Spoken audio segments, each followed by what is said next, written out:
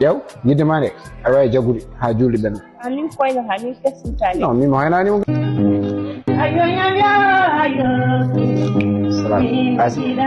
ça va bien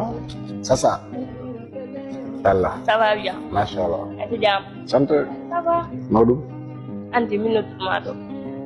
min kay ɓuranni wannude kan yeno mami rek ko kalduɗen ko eyi jaɓi an weeɓay an ñandani mi wittuma e lawol te hakkude yimɓe foof gustuɗa kam ala ko keddanta kam ala ka yiyani andi mi ara ɗo mbiya jaaɓi hakkude meɗen nden yimɓe ɓe kessannoɓe ne waɗi kurdumonde ɓe ene dari tuwa kono an arde mo jima arde ala ko a ñeema ko gañanama o won mbaɗa wona oɗo ñalawma kam paddanoɗa ɗiɗata ndeya quoi a wiyat yiɗi kam mi acci waddama réponse là je te réponds là yitma jaɓi in hoydoro walla ko hollum an Aissata ana wiwi kam an holto koldorɗa mi jaɓi walla wona ɗum fannoɗa alhamdulillahi rabbil alamin vraiment mboɗo fanno ɗum kadi te ka goto mbimami e nder Sénégal mi ɓooyi yaade mi ɓooyi yiide mais kadi debbo joguiɗo fullo no mani waɗata mais hannde mi weltima trop quoi andu noon taskani mbiɗa hollum taskani